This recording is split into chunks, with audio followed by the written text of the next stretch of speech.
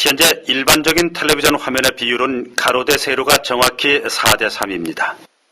이 화면비 안에 우리는 모양이나 선, 색 등을 배치하게 되는데 구도란 여러 가지의 요소를 프레임 안에 조화롭게 배열하는 것을 말합니다. 좋은 구도란 반드시 필요한 정보를 가지고 있어야 하며 미적으로도 보기 좋아야 하고 심리학적으로 장면의 분위기에 일치해야 합니다. 그러나 텔레비전은 화면의 크기가 작은 이유로 대개 영화보다 더 간단한 구도가 요구되기 때문에 화면 내의 관심의 초점은 단일하고 압도적이어야 합니다.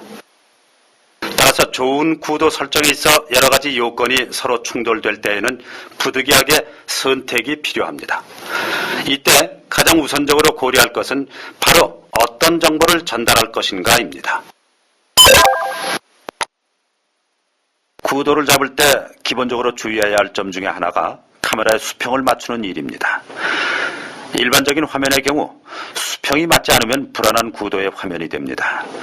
촬영 시에는 작은 뷰파인더를 통해 피사체를 보기 때문에 자칫 수평 구도를 벗어날 수 있으므로 주의해야 합니다. 또한 인물 촬영 시 배경의 요소도 잘 살펴봐야 합니다. 보시는 화면처럼 인물의 머리를 가로지르는 배경이나 목선을 나누는 배경은 가급적 피해야 합니다.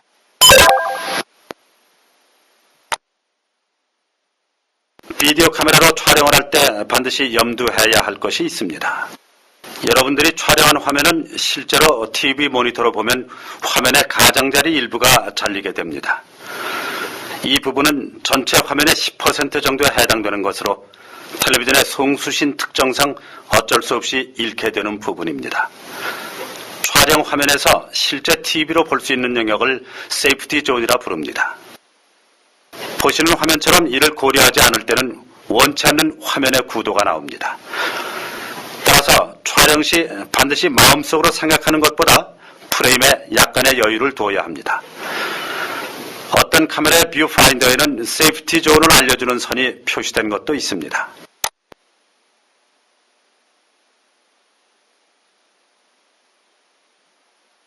시계란 촬영하고자 하는 대상의 범위를 말하는 것으로 인물을 대상으로 분류할 때 샷의 사이즈로 구분합니다. 물론 샷의 크기는 카메라맨에 따라 상대적이긴 하지만 일반적인 개념을 살펴보면 다음과 같습니다. 익스트림 롱샷은 대단히 먼 거리에서 매우 넓은 지역이 보이는 파노라마 샷을 말하는데 이는 주로 장면의 첫 부분에 사용되므로 설정샷 또는 구축샷이라고도 합니다. 관객에게 장소와 시간에 관한 정보를 제공하기 위해서 사용합니다. 롱샷은 일반적으로 연극에서 관객과 무대 사이의 거리에 해당되는 샷으로서 인물을 포함한 배경을 한꺼번에 표현하는 데 적당한 샷입니다. 롱샷은 인물뿐 아니라 배경의 상당한 부분까지도 잡을 수 있어서 인물과 배경의 관계를 설명하는 데 적합한 샷입니다. 풀샷은 롱샷보다 조금 더 피사체에 근접한 샷으로 배경보다는 피사체에 더 많은 관심을 집중시키는 샷입니다. 인물의 전체적인 움직임을 잘 표현할 수 있습니다. 니샷은 무릎을 기준으로 화면을 잡는 사이즈이며 정확히 무릎 관절보다는 조금 아래쪽이나 조금 위쪽을 잡는 것이 좋습니다. 무릎 부분이 잘리는 관계로 불안전한 느낌을 주지만 무용 등에서 상반신의 움직임을 보여주고 싶을 때와 샷과 샷을 연결하는 과정으로 사용할 수 있습니다. 웨이스트 샷은 바스트 샷과 함께 많이 사용되는 사이즈입니다.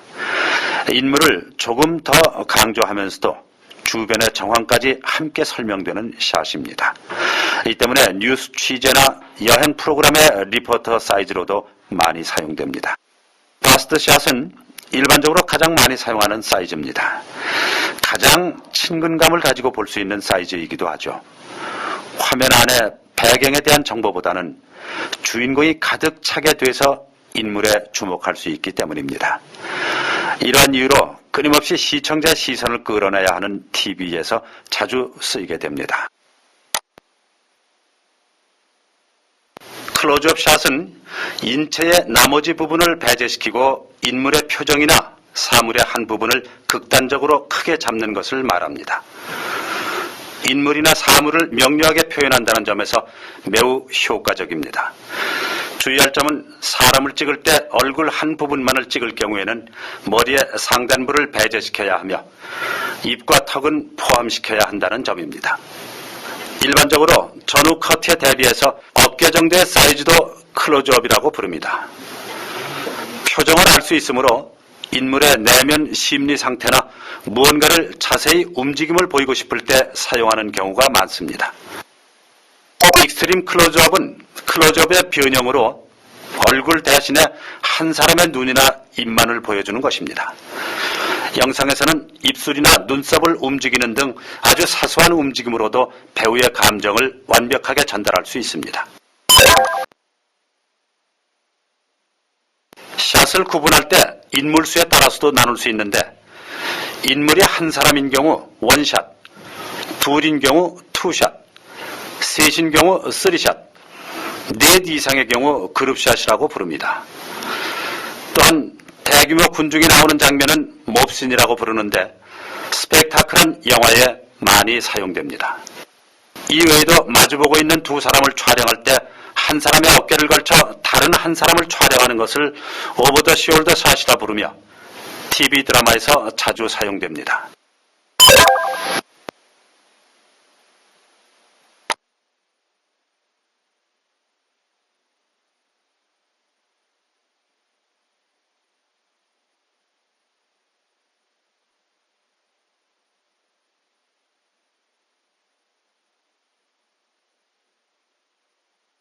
아이 레벨은 말 그대로 카메라가 사람의 눈높이에서 수평적으로 촬영되는 것으로 가장 기본적인 촬영 방법입니다. 아이 레벨은 우리가 일상생활에서 항상 사물을 쳐다보는 앵글이기 때문에 이런 앵글로 촬영된 장면에서 시청자는 카메라의 존재를 인식하지 못합니다. 화면은 매우 평범해지고 피사체에 대해 중립적이고 객관적인 입장을 취합니다. 하이 앵글은 카메라가 피사체를 위에서 아래로 내려다보며 촬영하는 것을 말합니다. 다시 말해서 시청자도 당연히 피사체를 위에서 아래로 내려다보게 되는 것입니다. 주로 하이 앵글은 피사체의 억눌림이나 상대적인 왜소함을 표현할 때 사용됩니다. 또한 움직임에 대해서 동작이 커도 상대적으로 작게 보이게 되므로 지루함을 나타내는 데도 효과적입니다. 로우 앵글은 시선보다 아래쪽에서 촬영된 화면으로 하이 앵글과 반대의 느낌을 주게 됩니다. 로우 앵글로 촬영된 인물은 보다 더 위험있게 보이며 보다 크게 보일 수 있습니다. 따라서 인물을 부각시키고자 할 때 사용되기도 하며 움직이는 피사체에 대해서는 속도와 크기를 더해주므로 액션 장면에 적절히 사용되기도 합니다. 사각 앵글은 카메라를 기울여서 촬영한 것으로 피사체들은 당연히 한쪽으로 쏟아져 내릴 것 같은 불안한 입장에 놓이게 됩니다. 따라서 관객들은 긴장감이나 불안감을 느끼게 됩니다. 인간의 눈은 본능적으로 균형을 지키려는 욕구가 있어 이러한 앵글은 특별한 경우가 아니면 그리 많이 사용되지는 않습니다. 이러한 사각 앵글이 쓰이는 경우는 보통 매우 불안한 장면이나 급박한 액션 장면 등에 잠깐 쓰일 뿐입니다. 촬영 현장에서 가장 먼저 해야 할 일은 무엇이라고 생각하십니까?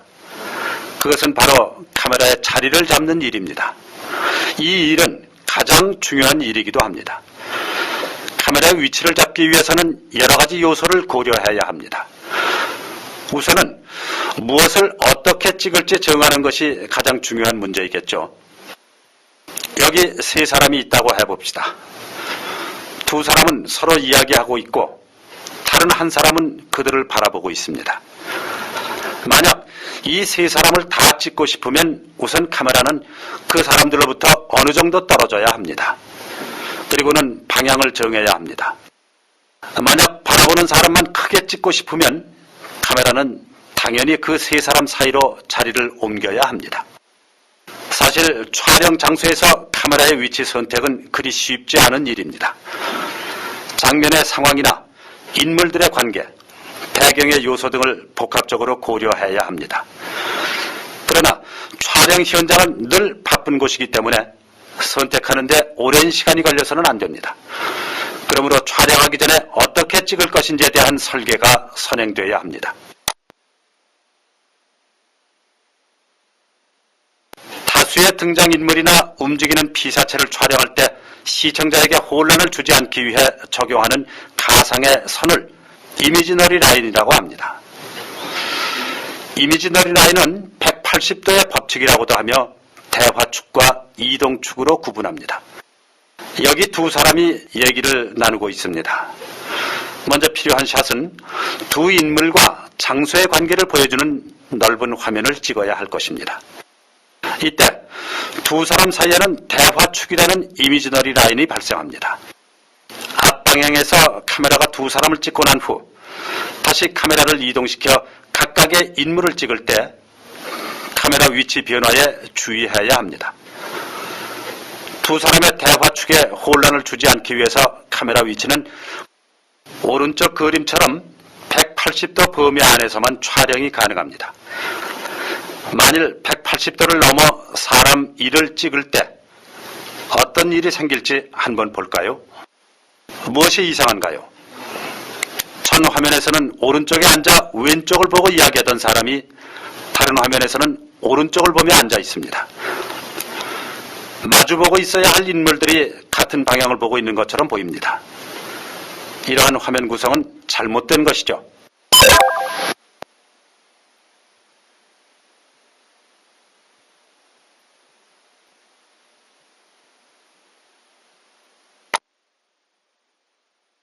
또 하나의 이미지너리 라인에는 이동축이라는 것이 있습니다. 이것은 보시는 화면처럼 움직이는 피사체를 연속해서 촬영할 때 움직임의 방향이 유지되어야 하는 것입니다. 첫 번째 샷을 촬영한 후 두 번째 샷을 움직이는 피사체의 한 축을 기준으로 180도 범위 내에서 카메라 위치가 정해져야 합니다. 만일 카메라가 첫 번째 샷을 찍은 후 이동축을 넘어서 다음 샷을 촬영했다면 보시는 화면처럼 움직임의 방향성이 일순간 바뀌게 됩니다. 따라서 시청자는 혼란을 느끼게 될 것입니다.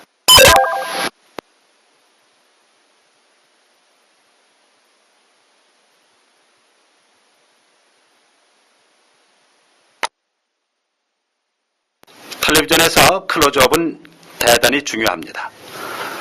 텔레비전의 화면은 영화에 비해서 절대적으로 작기 때문에 많은 정보를 한 화면에 담는 일은 아주 어렵습니다. 때문에 텔레비전에서는 상대적으로 정보량이 적은 화면인 클로즈업을 많이 사용합니다. 화면에서 클로즈업이 없었다면 인물의 섬세한 표정이나 감정을 포착하기 어려울 것입니다. 또한 클로즈업은 정보가 단순하기 때문에 시청자로 하여금 집중력을 갖게 합니다. 예를 들어 이 장면에서 여주인공이 꺼낸 것이 무엇인지 시청자는 금방 알아챌 수 없겠죠. 클로즈업을 사용한 이 장면을 다시 보십시오. 시청자는 여주인공이 손에 든 것이 비행기표며 그것이 무언가 중요한 뜻이 있다는 것을 알 수 있을 것입니다.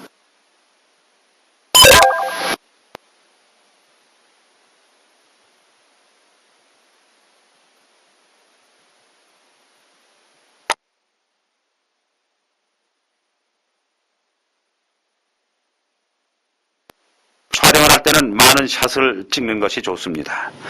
그러나 무턱대고 많이만 찍는다면 그야말로 쓸데없는 샷들이 늘어 오히려 편집할 때 더 난감해지는 경우가 많습니다.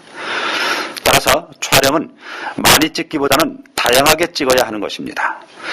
하나의 화면을 똑같은 사이즈로만 촬영을 하면 화면은 몹시 지루하게 느껴지고 편집도 쉽지 않게 됩니다. TV 프로그램이나 영화에서 만들어지는 훌륭한 씬은 다양한 크기의 샷에 템포와 리듬이 적절히 가미될 때 이루어지는 것입니다.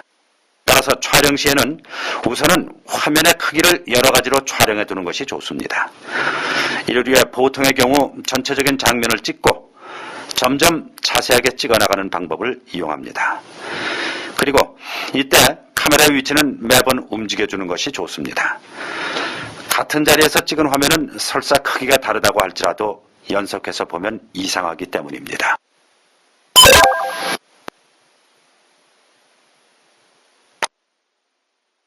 하나의 샷을 샷을 잡을 때에는 보는 사람이 충분히 그 샷의 내용을 이해하고 화면에 안정감을 느낄 수 있을 만큼의 지속 시간을 두어야 합니다. 너무 긴 샷은 프로그램을 지루하게 만들 수 있지만 반대로 지나치게 짧은 샷은 정보 전달에 문제가 있을 뿐 아니라 프로그램의 안정성을 해칠 수도 있습니다. 촬영 시 자신이 없다면 짧게 촬영하는 것보다 좀 길다 싶게 촬영하는 편이 오히려 낫습니다. 그 이유는 긴 샷은 편집을 할 때 잘라서 쓸 수 있지만은 이미 짧게 촬영되어 버린 샷은 늘려 쓸 수는 없기 때문입니다. 또한 촬영 시 중요한 것 중에 하나는 다양한 샷을 찍는 것과 더불어 상황과 관련된 여러 대상을 찍어두는 일입니다.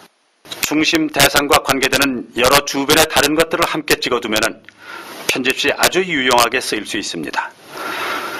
이런 샷들을 흔히 인서트 샷이라고 부릅니다. 인서트 샷은 다음의 화면처럼 다큐멘터리 제작 시에 많이 사용됩니다. 지금 어제가 많이 남아있고 지금 무릎 아파서 한 30분이나 1시간 좀 나가면 지금 많이 나오고 있습니다. 보통 그러면 다니기가 들려고 한 10시나 3시쯤 돼 나가고 다음에 아침 5시 반에 6시쯤 들어옵니다. 소형량은 지금 20마리 한 박스가 보통 첫방 한 500박스에서 한 800박스 많이 잡는 데는 한 1000박스 잡아옵니다.